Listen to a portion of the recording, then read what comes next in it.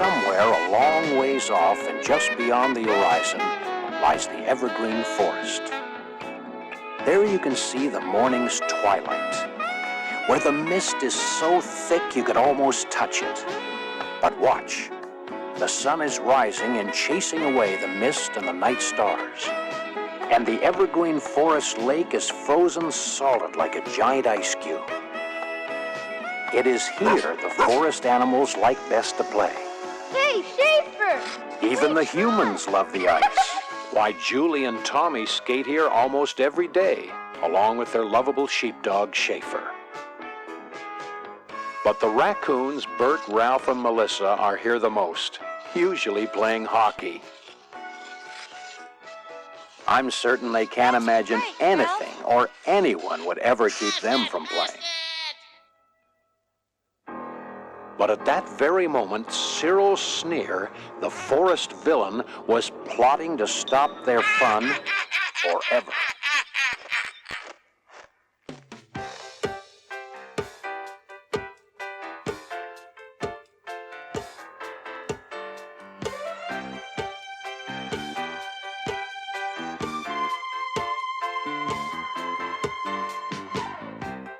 Meanwhile, not far from the Evergreen Lake, Julie and Tommy and Schaefer were heading back towards their cabin, with Schaefer caught right smack in the middle of a snowball fight. As they approached their home, their dad, Dan the forest ranger, called to them. Hey, anybody want some hot cocoa? With marshmallows? Of course. Okay. Oh, yummy. Schaefer, don't you want to come in? Okay, Schaefer, but don't stay out too long. Just as soon as the kids were safely inside and the door closed, Schaefer was away, galloping back over the hills and sliding down snowy forest trails until he came once again to the Evergreen Lake.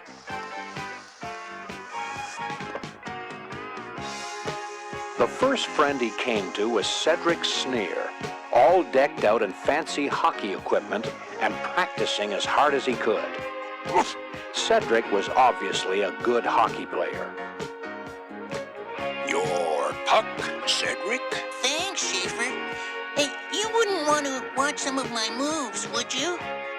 How about tomorrow? Gee, thanks. See you, Schaefer. Bye. A little further down the lake, as he headed for a certain cove, Schaefer suddenly came upon a graceful figure skater. He was so captivated, he just had to stop and pay her a compliment. Ooh. That's great. Oh, I didn't know I had an audience. I'm Schaefer. I'm Sophia Tutu. You've sure got away with those glidey things, Sophia. Swan glides. Thanks, Schaefer. Schaefer! Come and be our goalie! No one can stop me! Oh, boy. Well, Sophia, see you soon. Bye. Meanwhile, Bert, Ralph, and Melissa Raccoon had been playing hockey nearby. Ralph is an excellent player. Melissa is quite good, and Bert, well, he's lovable but hopeless. Hi, Schaefer. Good to see you. So you need a goalie. I'll give it a try, but I'm a little out of practice. Excuses, excuses. I'm just too good. What a whiz. All right, Ralph, pass the puck. Oh. Did I score? Missed by a forest mile. Ha! You were lucky this time, but next time, pow! Just call me Boom Boom Bert, the greatest player on the greatest lake. Not far away in a smoky, stinky conference room in Cyril Sneer's corporate headquarters, Cyril is surrounded by a boardroom of executive bears. Using a diagram of the Evergreen Lake, he describes his evil plans. This is where we build our own Superdome. It'll extend over the whole lake. The fabulous Fur Forum, the Cyril Dome. Lights. Suddenly, Cyril pulls a lever and unveils a perfect scale model of his sinister complex. Voila! It'll be glorious. Neon, billboards, concrete, cement, and inside, our skating rink. We'll charge exorbitant admission. We'll be skating in the big bucks. Tomorrow we start construction, and nothing will stand in our way. Nothing!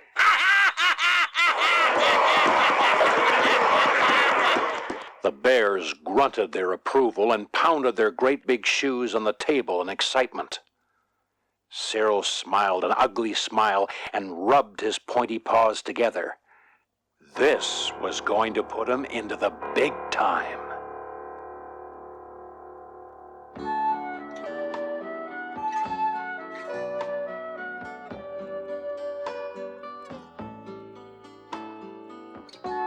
The next day dawned crisp and clear, the kind of day when it seems nothing can be wrong with the world. Out on Evergreen Lake, Cyril Sneer's unsuspecting son, Cedric Sneer, was busy practicing his hockey moves. Cedric, unlike his evil father, was kind and honest and knew nothing of Cyril's sinister plans. And the skating sensation Cedric Sneer gets the puck. He speeds towards the goal. He swerves. He twists. Oops! He falls. Just a short distance off, and also enjoying the Evergreen Lake, Sophia Tutu was skating backwards and totally unaware of poor Cedric. Oh, clumsy me. Did I hurt you? Oh, no. I'm okay. Are you? I'm fine. My name's Sophia Tutu. I'm Cedric Sneer. Well, Cedric, I suppose I should get back to my swan glides. Swan glides? It was love at first sight. Sophia blushed and began to skate about Cedric. She was as graceful as an aardvark princess, and positively the most beautiful creature he had ever seen. Poor Cedric. His glasses fogged up.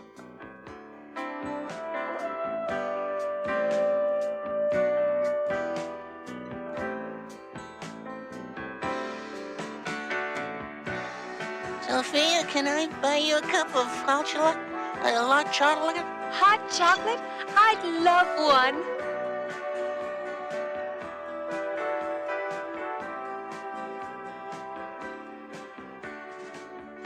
Meanwhile, not far away, Schaefer and the Raccoons were playing hockey.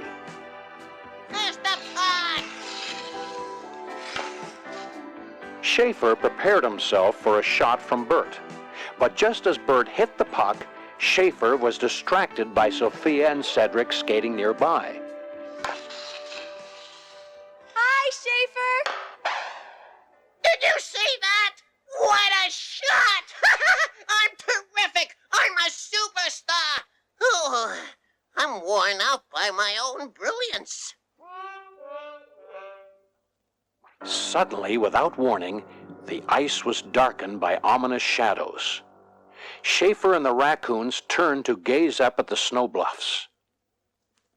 There, poised on the edge, were huge bulldozers and steamrollers manned by Cyril's bears. Standing right in front was the evil Cyril Sneer with his vicious hound Snag beside him. Cyril Sneer?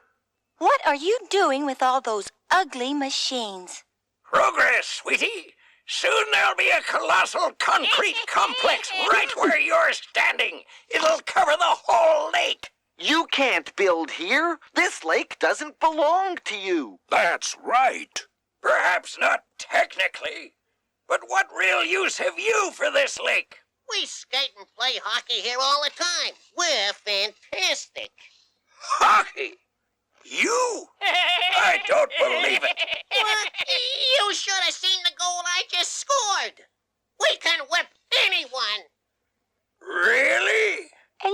kick us off the ice? It's unfair. Unfair? Me? Well, just to show you what a fair-minded fellow I am, how about if 1 week from tonight we have a hockey game here? Your team against mine. Winner takes the lake.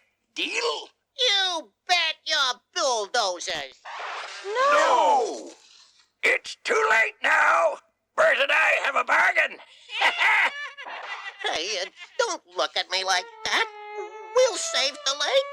I mean, how much can Cyril Sneer know about hockey? Call up the farm team. Send me the first-round draft choices. Send me the free agents. Call the lumberman and order up 10 dozen used super sticks, polygraphite film. Poor Bert agreed without thinking to Cyril's challenge.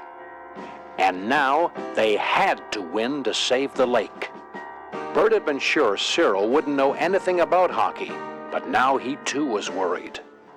Perhaps deep down he suspected he wasn't really a hockey whiz. And suddenly Cyril Sneer seemed like a very dangerous opponent indeed.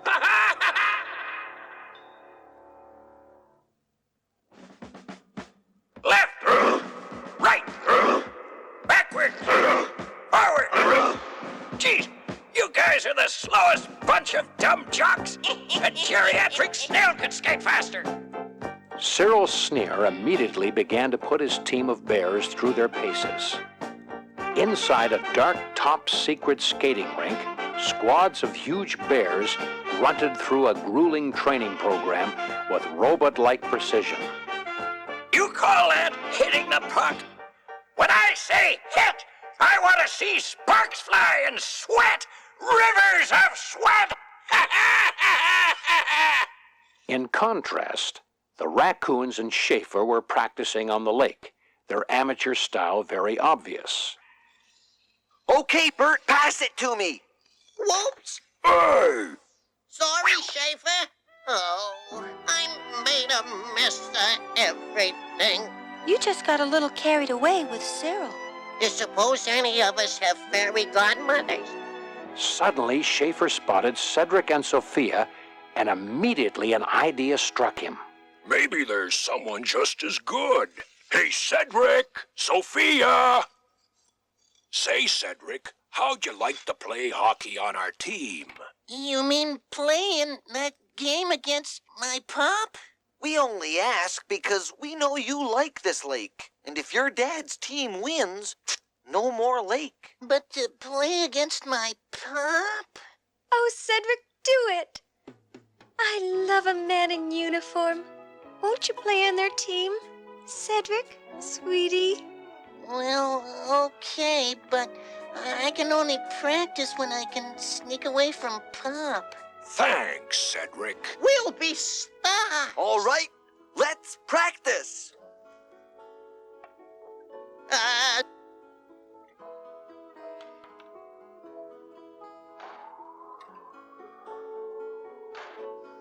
Ooh.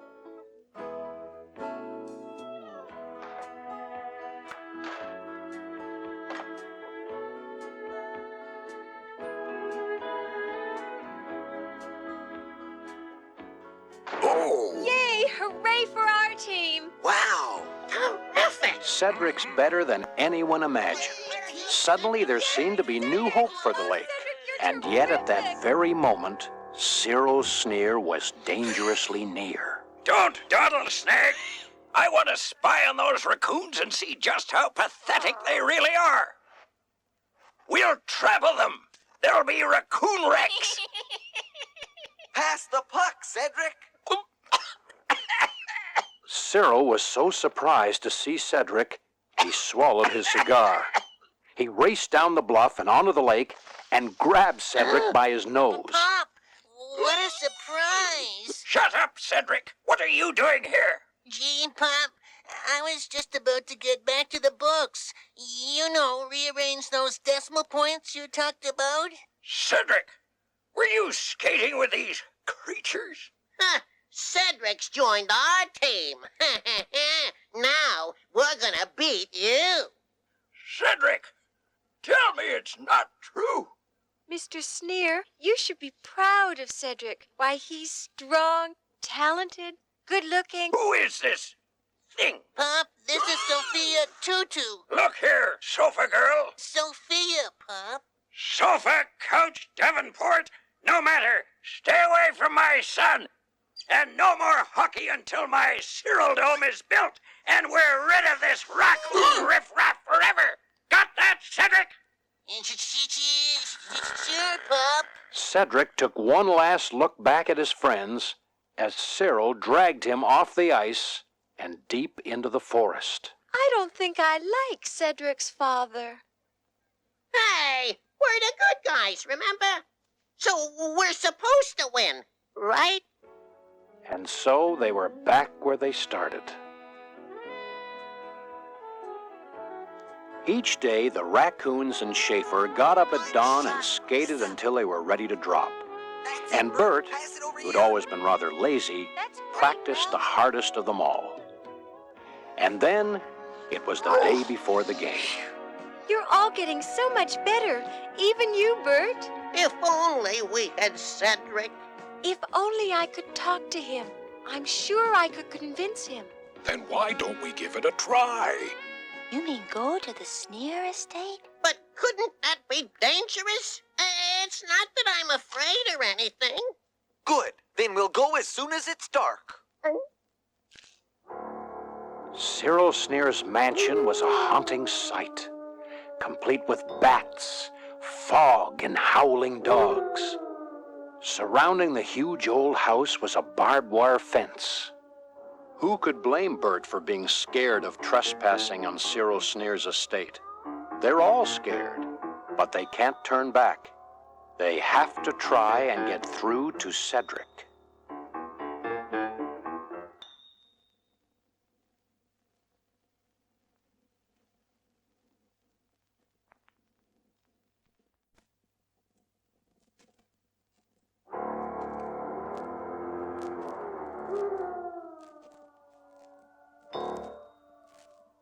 Cedric's bedroom was hidden high in the Sneer estate, and as Schaefer kept watch, the Raccoons and Sophia climbed towards it. Sophia. Sophia. Isn't he handsome, like a sleeping prince? Sophia? Sophia, what are you doing here? We had to talk to you. But if Pop finds you, he'll be crazed. He might even use the dungeon. He always wanted to, but no one ever comes here. You've got to go. We will, but first, tell us you'll play in the game tomorrow night. We could win with you. But Pop wouldn't like it.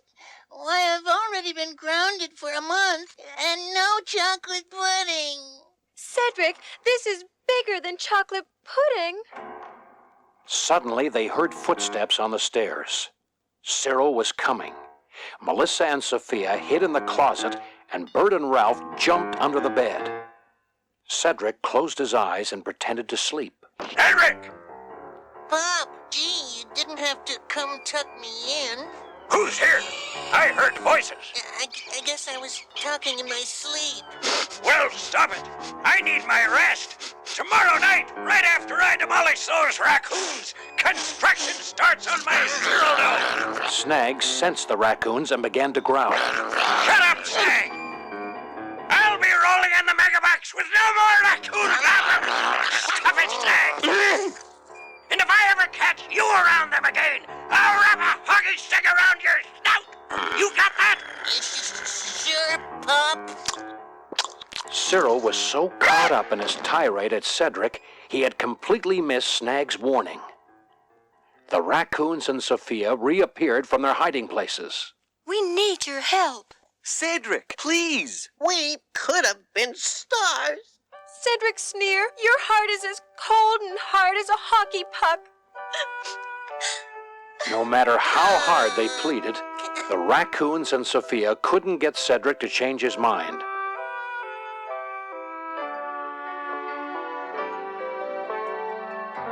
And so they left more disillusioned than ever.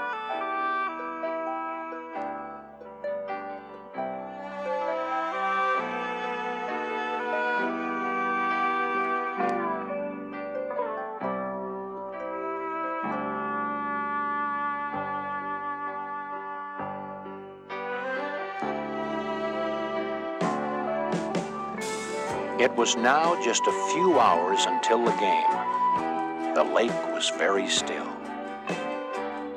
I really like this place. Yeah, we've had some good times on this lake. Think we can win, Schaefer? Of course we can win.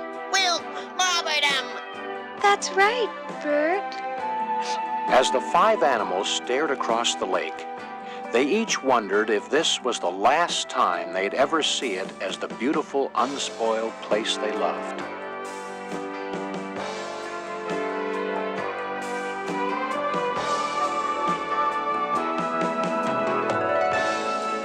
It was midnight, the darkest night of the year. All the animals in the Evergreen forest had gathered at a rink set up in the middle of the Evergreen lake. There were boards and benches, scoreboards and nets, TV cameras and lights. Now it was time for the game. Good evening, ladies and gentlemen. This is Ferland Fieldicker. Tonight's game comes to you live from the Evergreen Forest, and it is indeed a crucial game as the Evergreen Raccoons meet Cyril's Bears. And don't they look like a brutish bunch? You better believe it. And there better be a doctor in the house. And now let's go to center ice for the opening face-off. Go get them. Make it brutal. Ralph's got the puck. He's right through center ice. A tremendous check. It's passed to the far wing. The Bears streak past Melissa. Going right in on Schaefer. He scores. And it's the Bears 1-0. Oh, no. Here comes Ralph zigzagging. He passes to Bert. Bert streaks up on that far board. A devastating hit. He winds up for a slot shot. What a blistering shot. And it's 2-0 Bears. The lake looks lost forever. The Raccoons seem helpless against this hockey machine. He tripped. He could be hurt. And Schaefer's knocked out of... He scores! And there's an injured raccoon. Cyril's Bears had used every dirty trick in the book to score their goals and stop the Raccoons in their tracks. And now poor Bert was injured. Your paw's swelling up. You're sitting out the rest of the game. No. Yes. All we got is 1 period left to save our lake. The Raccoons were in desperate trouble. But maybe, just maybe, there was still a chance. Just behind Cyril Sneer's bench, Cyril was preoccupied with pushing his Bears on to a complete triumph. How come you hurt their worst player? I told you to go for the top. Take out the goalie and that Ralph Raccoon. I want to see more of that sense of unfair play. I want to see Raccoon fur fly. Cedric? Shh. Pop will go berserk. You may have noticed he's not especially nice, even normally. You're our only hope. It's too late. Then it's too late for us, too. After the game's over, our lake will be ruined, and we'll never see each other again. No! If only there was some way Pop couldn't see me on the ice. Then you do it? Yes. Oh, Cedric, we'll find a way. And find a way they did. The Raccoons bundled Cedric's nose up in a long scarf, and Bert and Cedric exchanged sweaters. And now, well disguised, Cedric was ready to play. And boy, could he play. The second period is underway. The puck is back to... Who is that player? He scored! What an incredible shot! What in blazes? Who is that? And the Raccoons are on the scoreboard.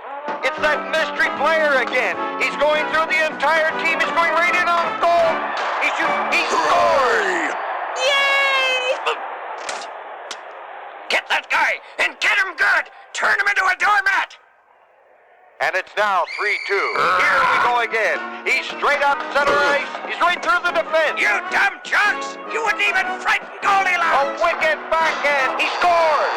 And it's a tie game. This is incredible. Unbelievable. What a comeback. Suddenly, Cyril opened the door in the boards, and with a vengeance tripped his mystery foe. Got you. Cedric? Cedric Sneer? My son? My ex-son? Cedric Sneer? Hi, Pop. Surprise? Surprise? I'll show you surprise after the game. The dungeon. The dungeon? Oh, no. Bring out the fresh players. I want a whole new squad.